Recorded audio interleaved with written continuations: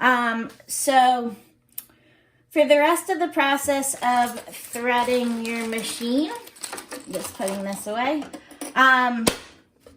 you'll keep your thread through this back thread guide, but you don't want it through the bobbin thread guide. This metal piece right here with the image of the loop on the machine, you only use when you're winding the bobbin. If you keep your thread through here, your machine will jam and mess up your stitching. All right, so let's start threading the machine.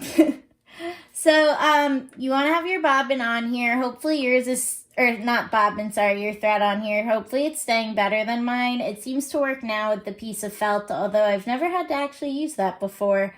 Again, I'm a little embarrassed that all that happened during this video, but I wanted the videos to be as helpful to you guys as possible, so I think it's good for you to see that in case you're having the same issue. So my thread is through the first thread guide. I'm going to bring it back. You'll see that it has a 1 and then a 2 right here by our next thread guide. So you're going to bring the thread through where the 2 is, through that next thread guide. There's a number 3 with a down arrow. We're going to bring the thread down. At number 4 with the roundabout up arrow, we're going to bring the thread around and up, raise it. If you cannot see the thread take-up lever, I want you to turn your hand wheel towards yourself until it emerges right next to where the 5 on the machine is and the arrow. You're going to bring the thread around that, around the back and down. It should catch right in the take-up lever. If it didn't catch, you need to redo that. Bring the thread down to where it says 6. Let's see if I can get a better view in here for you guys. Okay. So it's better if my hand's not blocking that. You want to bring your thread behind the metal piece right here. That'll keep it like so that the thread is straight in line with the needle as you're sewing.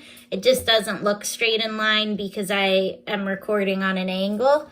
Then again behind this metal piece, hopefully you guys can see that. All right, so again, it's keeping it straight with the needle. And then you're just going to thread your needle. This can take a couple tries. Right now my thread is really dull at the end, so I'm just going to use my little clippers to make that nice and sharp. If you're really having an issue, honestly, spit is your friend, so just wet the end of the thread a little bit and feed it right through the eye of the needle. Bring that through. I know my hand blocks stuff, but I am right-handed, so that's the only way I can really do it. I'm sorry.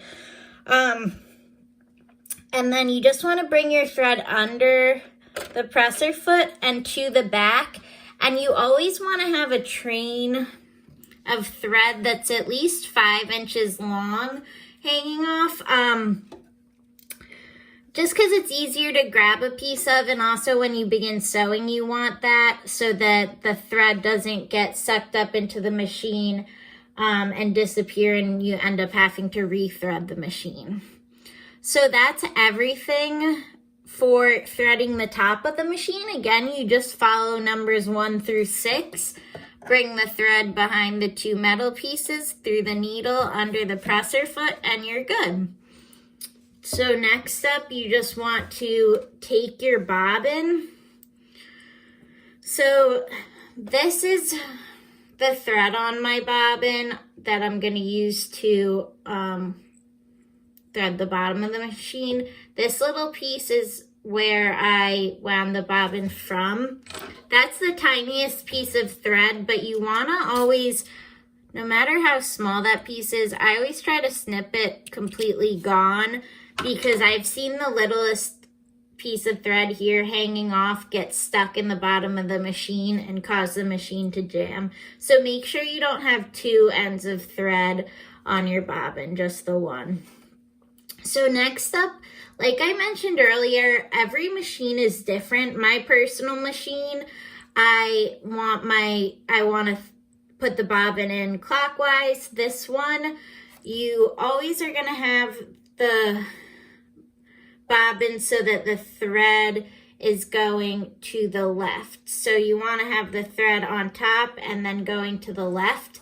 And if you ever forget, right on the, I think they called it the needle plate, but it's really the bobbin case cover, there's a picture of the thread going down and under to the left. So let's see. Okay, so I'm holding my thread that way. I'm gonna bring, technically I guess my machine should be off, but I'm gonna keep it on just because I like having the light on for the video. So we're gonna have the thread to the left, put the bobbin in here. You want to bring the thread to the front to where there's a little, you're not going to be able to see it. This part I actually think the Singer video does a better job of showing, but there should be a little yellow dot of paint in the front. You want to bring your thread to there, and you can see this little notch in the metal. You want to get the thread, can you guys see that? Through this notch. Oh, I missed it. There we go.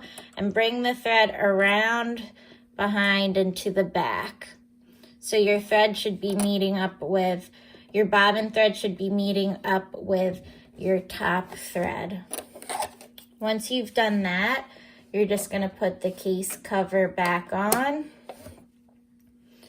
And now you'll see you have two threads hanging. You're almost set, but you're not set yet because you need this bobbin thread to be coming out from the feed dog, and it should be completely together with your top thread. So what you want to do is nice and taut, you want to hold your top thread. Just trying to get a better image of the whole machine. And this part usually takes students a couple tries to get. You might get it on the first time, and then the next couple tries you have trouble, but you're just going to hold the thread nice and tight, and you're going to turn the hand wheel towards yourself really slowly. When you turn the handle towards yourself, the needle's going to go down, and then it's going to come up, and when the needle begins to raise, you're going to pull the top thread, and the needle will catch the bottom thread and form a loop and pull it up through the machine under the presser foot. So again, turn the needle towards yourself, turn the hand wheel towards yourself, bringing the needle down. And as the needle starts to rise, I'm going to pull my thread. Okay, so it did catch on. Let me see if I can zoom in there. So you can now see that I have the thread I'm pulling is underneath the feed dog. So it caught something. So now I just want to pull that, and you'll see that loop came up. And I'm just going to take my snips and I'm going to pull that loop up, and then I can pull it the rest of the way through with my finger. And again, even sometimes for me, that step I have to do twice. But now my top thread is coming out of the needle. My bottom thread is coming out from under the presser foot. And if you pull these and they both move smoothly, the two threads, you're good to go. If you pull the thread, that's weird. If you pull the thread and it's jammed or gets stuck, whichever thread you're pulling, you want to rethread either the top or bottom of the machine. Sometimes it's best just to rethread both. But that's how you thread the machine. And again, just as a reminder from the machine parts video, when you go to begin sewing, You should have your stitch width on 0, your needle centered, your tension at 4, your stitch length at 2.5, and you want the dial to be on just a regular straight stitch. So hopefully that helped you guys if the Singer video wasn't detailed enough, and I can always help you with threading your machine in office hours, or I'll go over any questions you guys have in class as well. Thanks for watching.